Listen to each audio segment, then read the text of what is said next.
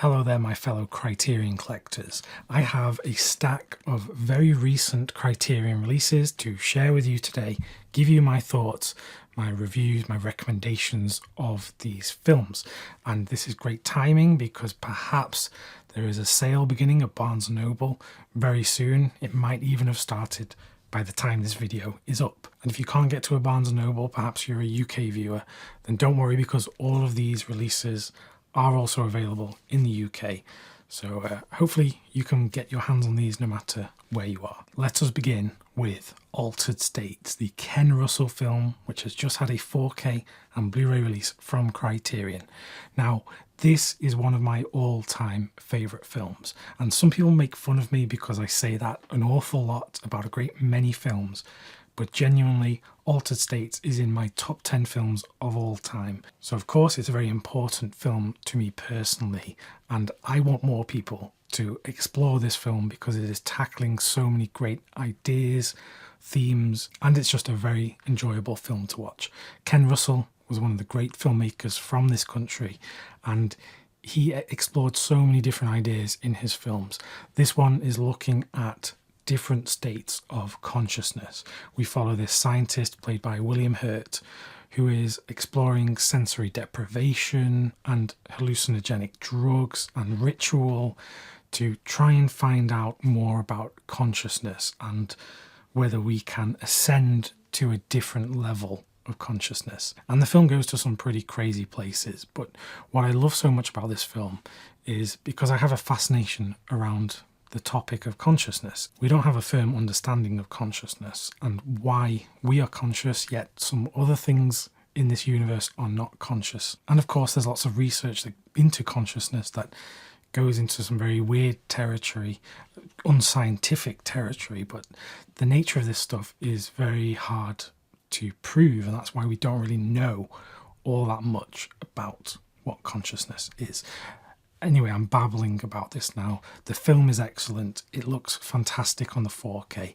This was great news when it got announced, and I know it had been teased for many years. I thought Arrow Video were going to do it because I'm sure they were teasing that at some point.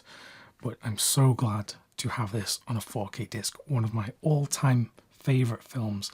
I love it so much. William Hurt gives a fantastic performance. So please, if you've not seen this film, at least consider it. Go and watch it, or just blind buy the 4K disc, because I don't think you'll be disappointed, especially if you're seeing any other Ken Russell movies and you've liked what you have seen. Now we come to A History of Violence, the film from David Cronenberg, starring Viggo Mortensen, who plays this everyday family man in this small town who is spontaneously made a hero when he kills these criminals who are about to cause violence on some other people, and he very quickly dispatches of them in the aftermath of this event, which turns him into this hero in the community. His past is then brought into question, into how he was able to carry out this heroic act, and the arrival of these rather scary men in the community who are questioning everything brings all of this into light. I think this film is one of, if not the very best film from David Cronenberg. And that's quite high praise, I guess, because he has made a great many films that I absolutely love. But I think this one tops all of them because, first of all, it is a very well-told story, beautifully directed with some fantastic images, cinematography from Peter Suschitzky, who Cronenberg worked with a lot of the time. He also shot The Empire Strikes Back, which is a bit of trivia for you. Howard Shore made the music for this film, so a lot of the usual Cronenberg collaborators are here on this film. But this isn't a horror film, which I know a lot of people know Cronenberg for his body horror masterpieces. This one is asking very interesting and distinct questions about the nature of violence in our society, how it can completely shatter the normal everyday lives of a family, and when everything seems perfect, then all of a sudden something can come out of the blue and completely change everything. It's also looking at the nature of one's own past, their history, and can you ever escape the consequences of things you have done or said or whatever in your past. It's a film that might feel small because it's focusing on this one man and his family and this small community, but it's something which I think can be translated to all of our lives and the communities that we are in. If something like this happened, how would that change our lives, and what kind of questions would arise after something like this happening? By the way, it also stars Ed Harris, who is consistently scary, not just in films, but it also seems like he's quite intimidating in real life. I'll never forget the Cannes Film Festival conference about this film. I think it's from Cannes, or it could be another festival, where he's being asked about the nature of violence, and he just starts like thumping the table and throwing stuff, and there's some really awkward moments, like people laughing awkwardly in the crowd. Very intense guy, but he gives a fantastic performance here. I thought it looked and sounded superb on the 4K disc, so please have a watch of this masterpiece. I think it is absolutely excellent. And if you only know Cronenberg for his horror, his body horror movies, then explore this period of films from him. Films like this and Eastern Promises, they are just excellent and often what you might not expect from Cronenberg if you only know him from Scanners and The Brood, for example. Now it's time to talk about Twin Peaks Fire Walk with Me, which has recently had a 4K upgrade from Criterion, upgrading from their older Blu-ray disc, which I have here, which looks exactly the same. This film can be quite hard to categorize because it is not just a standalone Twin Peaks film. It's not just a prequel. It's not a sequel. It's kind of this offshoot of the Twin Peaks TV series, which also happens to be quite integral to the overall Twin Peaks mythos. So I'm sure if you've already watched all of Twin Peaks, you've seen this film and you know how important it is. So therefore I would say if you've never watched Twin Peaks, probably don't start here. It might not make an awful lot of sense. Twin Peaks often doesn't make much sense on its own when you watch it for the first time. So to go into it with this as your entry point probably is not the best idea. That said, it is very much separate from the series in terms of its humanity, its horror, and being one of the great films made by the late David Lynch. I think it's an excellent, iconic film, which I'm very glad is presented in 4K now for everyone to enjoy. The question is it much of an upgrade over the older Blu-ray, and how does this compare with the German Studio Canal release which I featured on the channel before? Well, in terms of how this compares to the other 4K release, from my perspective, they are almost identical. So if you have that disc, you probably don't need to get this unless you want the special features that are on here. Now, in terms of how it compares to the Blu-ray, which is also taken from a 4K digital transfer, which I think is the same source on both of these discs, it's not a massive upgrade, I'll be completely honest. So if you want an upgrade, it is there. This is a better disc than the old Blu-ray, but if you're not absolutely gagging for a 4K upgrade of this, because this Blu-ray looks excellent, if you have this, you're probably very happy with this.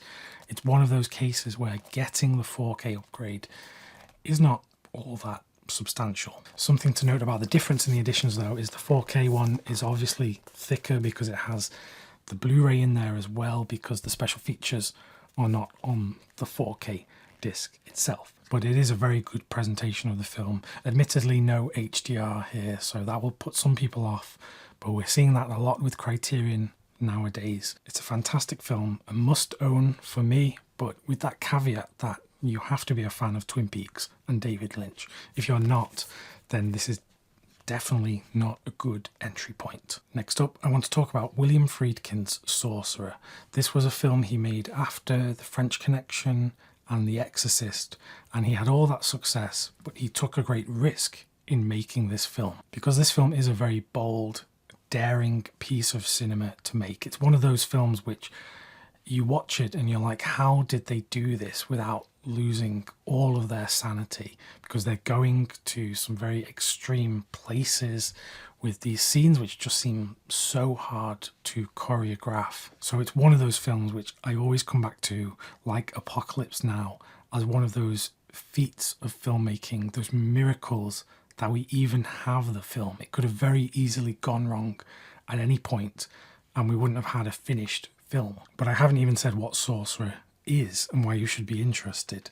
This is an adaptation of The Wages of Fear, not the French Henri-Georges Clouzot film, but the original book, which both films are based upon. A lot of people think this is a remake of the French film, but Friedkin was very adamant that it wasn't that. This was him going back to the source novel and adapting that. However, it's plain as day to see that there was a lot of inspiration taken from Clouzot's The Wages of Fear, which is an absolute masterpiece. And it doesn't just work, it is excellent. It's not just a dulled remake of an old classic. This is reinventing what was so great in that film and I guess in the source novel, and breathing new life into it. It's a very simple story. We follow this group of men who are in a desperate situation to get out of where they are physically in life, and in order to escape they need to take this job to transport this very explosive material across a long distance on very treacherous terrain, and even the slightest wrong move or jolt of movement could send the whole thing blowing up into flames. And that is the crux of the suspense in this story, is because you're constantly on the edge of your seat praying that it doesn't go horribly wrong and, you know, just completely explode. A major difference between this film and The Wages of Fear is it begins by telling the backstory of these individual men who make up this group who are going to transport the material through the jungle. And it's a choice which I think completely works and is what sets this apart from Clouzot's The Wages of Fear. It adds this element of the political and this desperation. You see where these men have come from and this is why they're here. In The Wages of Fear, this was all inferred and you just kind of gathered this from conversations between the men. But one of the criticisms pointed at this film, and the downside of that, is the action can take a while to get going. I think it's almost an hour into the film before they're even in the truck carrying the explosive material. Anyway, I could talk for days about this film and The Wages of Fear, but I won't do that here because I would bore the socks off you. But the 4K disc looks excellent, very happy with the restoration. There's some questions around colour grading again here. It's a modern restoration. Some aspects of it look a bit teal to my eye, but then I never knew the film originally. I never saw it when it was first projected because I didn't exist. But regardless, I was very happy with watching this on the 4K disc, and it collects a load of great special features about the film, about Friedkin. So a wonderful, essential purchase, if you ask me. We really have been getting some masterpieces from Criterion lately, because I have another one for you. It's the Burmese Harp. This is a 4K upgrade of Criterion's older DVD release. This is a film from Kon Ichikawa, one of the greatest Japanese filmmakers of all time. This film tells the story of this Japanese soldier in World War II in Burma who is with his group, but then he gets separated, and in order to survive and not surrender to the British forces, he pretends to be a local monk, and he begins to live this life of a monk in this new location, these new surroundings. And the film charts the course of this own man's personal development amongst the backdrop of war, and it's such a powerful film with brilliant cinematography, great direction from Kon Ichikawa, and it's just one of those all-time masterpieces, one of the greatest Japanese films ever made. If you've not seen this, please put it on your watch lists. It's an excellent 4K presentation on the disc as well, much better than my older Blu-ray presentation from Masters of Cinema, which is probably 15 years old at this point. There is no HDR here with the 4K. Again, this is becoming somewhat common for Criterion, also very common in these Japanese films which are getting 4K restorations. When they're brought to the Western market, there's no HDR. I don't know if that's contractual or whether it's just a choice from Criterion and other companies who license these Japanese films just to not include HDR on the 4K disc. Nevertheless, it looks fantastic and it's a film which absolutely needs to be seen. So yeah, I strongly recommend this disc. And now we'll talk about a film which is just a Blu-ray, not a 4K, but is a film that completely surprised me. I'd never seen this one before. I hadn't even heard about it when Criterion announced it. And the film is Saving Face, directed by Alice Wu. The film follows this young girl in New York City. She is a surgeon, and there is this romance budding between her and this other girl who is a dancer. And this is all going fine, but then the girl's mother moves in with her, and this essentially blows everything up because they're a Chinese American family, and the mother has very strict ideas and values from her background, and she doesn't know about her daughter's lesbian romance, but all the while the mother is also pregnant, which throws another spanner in the works because she's an older woman. She's not expected to be pregnant within her community, so she's worried about the ramifications of this and also her daughter's new romance. This film is so good, and I'm over the moon that Criterion have presented this film to me because I hadn't heard about it before. But it's such an honest depiction about romance and family drama and all of the expectations that come from one's family and community about how one should love and how one should raise a child, etc. And just by pure coincidence, I've been watching some of the early films from Ang Lee, which he is tackling some kind of similar subject matter here in his early films that he made when he came to America and was looking at, similar themes and ideas as are presented here. So yes, I think this is an excellent film. It really surprised me because I knew nothing about it before. And that is the beauty of collecting these discs, is because sometimes you take a chance, it's a complete blind buy, and yeah, it ends perfectly, just like with this one. I hope you enjoyed those quick reviews and recommendations of some recent Criterion titles available in both the UK and in the US. So if you're watching this during a sale time, have a look out for these titles because, like I said, I think there's some excellent stuff here.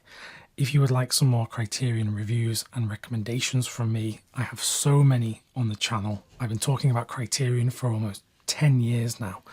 So do go and watch some of them, and click the one that's on screen right now, which will take you to some more recommendations. Thanks very much for watching, and I will see you soon.